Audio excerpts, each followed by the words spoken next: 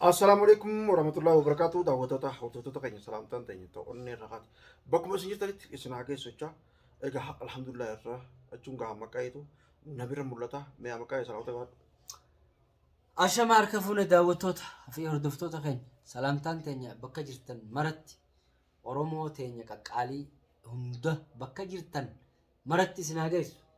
Oromoo kiristaanaa, Oromoo musliimaa, Oromoo waaqeffataa, Oromoo amantii adda addaa qabduun Oromoo waan ta'e obboleeyyan kiyya hunda isin haa geessu isin jecha.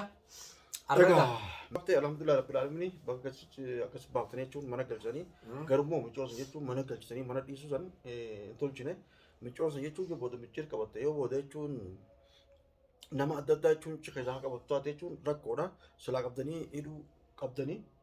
Michiyoon hidhaadha jirti niine hidhaadha akkuma baafnetti michiyyoo gaa rabbiin sababa ta'eetumaan sababni gaa rabbiin nama godha.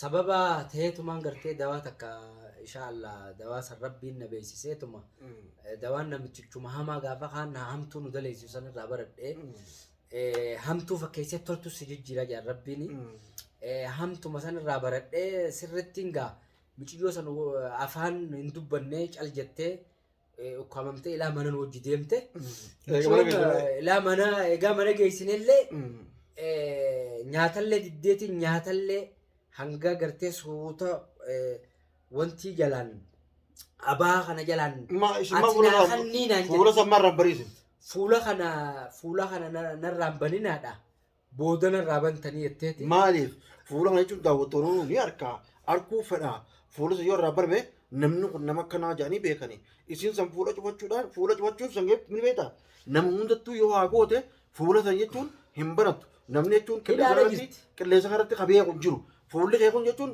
baasaa boraa beekadhu yoo jechuun akkana kaameraan nuti akka maramu jiru kun oguu nu arge nuti yoo waa balleessine namni kan jechuun bakka irratti jechuun nu qabuu dandeenyaa ammoo isin jechuun fuula shagatte amma akkamiin qabuu danda'an fuula san jechuun dirqama irraa banamuu qaba. Dhugaadha gaafin ta'e dhugaadha an xiqqishoo dilas azabuu saniin hin feene. Lakki irraa banuu dadhabdammoo. Azabuu san akka isiin waa daleeddu akka isiin hamtuu daleeddu saniiniin walirra dabraan takka ni jirti. Bar walirra dabraan jirti amma kaayee. Sanniin godhee ammoo daawwattoonni illee irraa banaa jechuun jiranii fuula san ammoo irraa banuun dirqama irraa banneeti. Daawwattootaaf amma asuma waliin dhaamuuf fuullinis irraa banameeti. Arkamuun dawaanis godhamtee huccuun sanis irraa baaftee diriyaan arkamuudha fuula qullaa akkatti argamu qabdisiin samboruun godhamu akka jechuun daawwattoonni keenya beekutti jechuun fuula qullaa akkatti argamtee namni kun nama abalu nama jechuun viidiyoo jechuun nama haadhaan akkas godhatan nama jechuun amma dura jechuun michiira akkas godhatan takkaawaa jechuun nama biraa akkas godhatan ja'anii namni kun haa beekamu yoo hin beekamin rakkoodha wanni jiru. Likkiidheetti sirriidha yaanni keeti anis yaada kana osumaan qabuutiin oowwa kaleedha galchuun keenya ni beekta arrammoo dawaa xiqqoo takka fuudheetiin isuma tana akka haasawa hedduu haasoytu akka waan irra dhaabbattee haadhaa aammattan akkas goote naa odeessitu waan sammaan godhire fuula irraa baneetiin boru dawaa kanatti geesse gartee akkasitti irraa dubbisan fudhachuu deema taarika irraa fudhachuu deema irra hedduu ani nama miidhu kanas dilas miidhu osoo hin ta'in waan irraa baradha takka waan irraa baradheetiin irraa poolitikaasii kana haala waan sanitti isii geesse irraa fixee achi booda daawwattoota kiyyaaf waan daawwattoonni godhaa jee hidhaa jaanis hidhu. Daawwattoonni waan barii jaalli beektaa namni nama azabee nama akkas godhe namni nama akkas godhe san hidhamu sintiintaa jetti hidhamu qaba. Takka cafaqamee sirriitti cafaqamee jechuun takka miil tokko cabsanii takka harka tokko cabsanii namni kun jechuun laangaree ta'ee jiraachuu. Namni waa san dalagu. Daawwattoonni haa galatoomanii sirriidha jaan daawwattoonni kun nurra waa beekaa yaafi daawwattoonni kun haa galatoomanii bakka jiranitti nageetti haa ta'u rabbi isaan haa milkeessuun jaa daawwattoota keenya. Kabajamtoonni daawwattoonni keenya walumaanuu ilmaan Oromoo kana guutuu rabbi haa milkeessu. Kanaaf waan bareedaadha isaanillee komantiidhaan barreessanii dhugaadha. Ammoo ittiin achi deema boruun Atummaan Ahmadu dawaadhaan kaasuu dhafeeti. Motorri siitu hin dalagu. Anamma dirqama inni sitti. Motorri siitu hin dalagu. Eemma jechuun siis ta'ee micciis ta'e jechuun haadha ammatiif jechuun miccoosa walitti dhiisanii mana keessaa eeguu gabbaan namni iblis kun namni sheexaanii jechuun ammara kun namni jechuun siirii godhu kun yeroo fedhe jechuun akkama fakkaa'uu malaa beekadhu. Dhugaa. Sunis amma isiidhaan walitti dhiiftanii hogguu deemtan yoo isiin san rakkoo goote Nama- mana kana keessatti jechuun walitti dhiisuu daran isii bakka mana hidhaa gootanii fi bakka takkatti jechuun ulaa jabdu tokko Namaa jira san nama obboleettii turinaa jira jaarsa turinaa jira nama hedduudhaa jira Namni mana wanta keessa namni wanta eegaadhaa hidhaa teessu jeetiin biraa deemee ammallee dawwaleetiin gaafadhee hidhaadha jirti bakkuma ati keessa jirti jaanii kottu hin dubbattuu laakiin qoonqoo akka nyaattu godhi jaanii asumaan qoonqoo akka nyaattu godhi Kalaas jira, amma qoonqoo mee nyaattee. amma tatanaa jechuun ittinis warri fira jiru jechuun warri gartee bira jiru haafirraa eegu haafirraa jechuun waa hunda godhu wanni waan kana hunda hasinuuf akka firraa eegu. Egaa wanni si Amma beekadhu amma beekadhu waan hamtuu takkaa jira. Wanni hamtuu takka maali yoo ta'e gaafatte biiftuu takka. Biiftuu mucaa jechuun wardaa.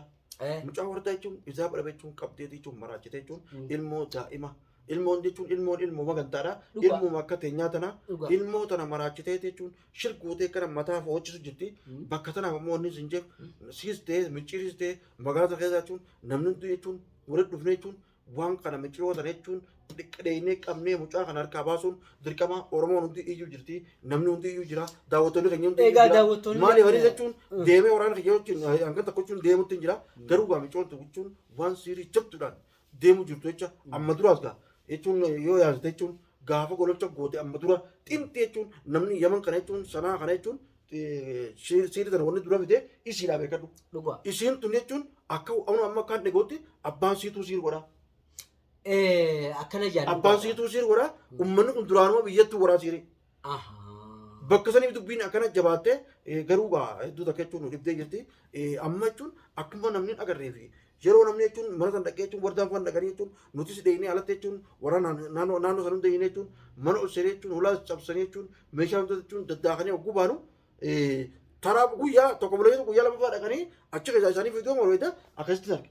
Edammoo wanni isaan jedhama dirqama jechuun warda deeynee meeshaa ittiin jecha cabsa kana jechuun ballo beeynamoo maarri beeynamoo jinni beeynamoo isaan kan hunda caccabsanii jechuun zeeta maarree fuulanneenaa asitti immoo maal jedhan Asiti fuulan ni balleessine isaan kan hunda jechuun maarree goona jedhanitti Abiraam isiin waliin mari'atanii jechuun kootu kan jetti ilaali yoo kana goonu baate yoo kana xiyyaa maraachitee bire wooma inni isiin jeemalee hin beeku kunuma bilaal jechuun udaan nyaataa maarree nyaataa akka fedhe kanaa qabattee galfachuu dadhabde maarree jaabee kan xiyyaa kun. Kana amma gaa yaadni kee bareedaadha yaada na hojii qabsaa'aadha dhugaadhaatillee jabuu dararamaa jirta. Rakkota saboon gartanii jechuun bakka haanii dhaqa bakka haanii dhaqa jazakallah khairii maaliif ammoo osoo tu ragaa hin ta'in daawwatanii jechuun ragaa naa ta'a ragaa naa ta'a jechuun na bira dhaabbattanii jechuun na kana gargaaruun dirqama.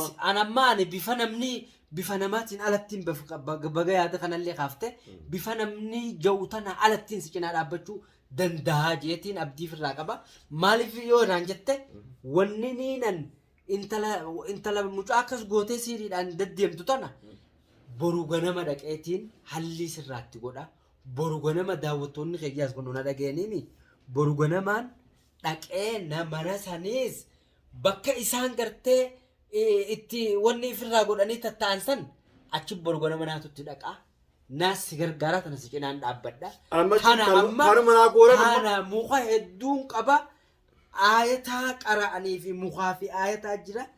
Waan qara'anii jira kana narra dhiisi kana halli kophaa gartee wanna ta'uu silaa guyyaa dhiyoona yaamte halli itti godhamee ture amma dararamaan waliin kophaa ta'e harki tokko xuriin baasu jira. Amma daawwan hin qabu yoo kana qattaa katti dheenee itti senu ta'e jechuun akka harkaan nu hin qabanne.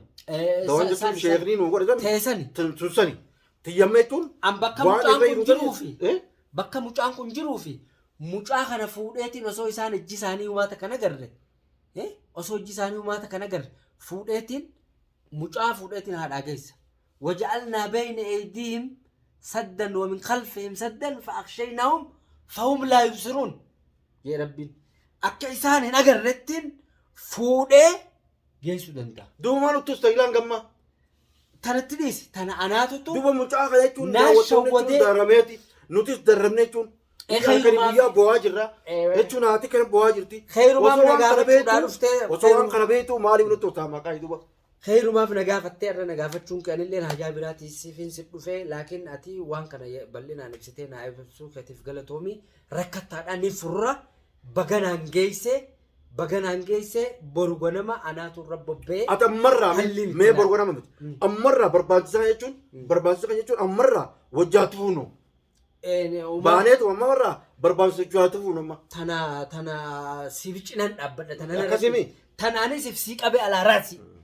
Alaaraasi Daawwattoota keenya jechuun daawwattoota keenya. Egaa hedduu takka jechuun maqaa jechuun waan hedduu takka qabeeku jira qayyicitiisaa inshallah jechuun mucaa kana jechuun nama gartee warra biiftuu harkaa jechuun rabbii nu baasu jechuun rabbii nu godhu haati gaa jechuun cinqabte jettee garuu akka jechuun biiftuu jechuun Abrahaam jechuun ja'a turanis gartanii jirtanii inshallah jechuun nama gartee mucaa kana jechuun biiftuu harkaa baasee jechuun haadha tanaaf galchee haadha tana gammachiisu rabbiin nu godhu inshallah amiin. Egaa daawwattoota keenya jechuun isinis du'aadhaan nu bira dhaabbadhaadha. Asumaanuu daawwattoota keenya jechuun assalaamu alaikum warahmatullahi wabarakaatu. Anilleen isin salaame daawwattoota keenya baganaan ga'e balloon anis yaada balloodhaa bakkaaniin gaajeetii yaada wajjin qabsaawaa jeetii yaada ittis qabsaawee arkee kunuuta micciiris na dhageessanii jaartii micciira haadha Ahmadis fuudhee mana galchee rabbii wajjin anaami sababa ta'eetiin waaqa galanni haa ga'u waaqni haa galatoomu waaqni na gargaaree rabbiin na gargaareetiin geesse mana galchee inshallah rabbiin nama gargaaraa wooma fadhaniinu gara feeteen daa'ima san cinaa dhaabbachuun keenya if qopheessinee jirra. Balloonis baga fitti na idee anis arraboota isaa wajji idaameetiin wajji jirra. Madammar abiyyuun joosaniin wajji jirra. Wajji dammaramne waan takka hojjannaa hanqa natijaa mucaasanii hallii mucaasanii isin agarsiifnutti nu wajjin turaa viidiyoo teenyaas daawwadhaa nu wajjin jiraadhaa yaada babbareedaa nu barreessaa isin jenna daawwattoota keenya galatoomaa jiraadhaa bulaa isin.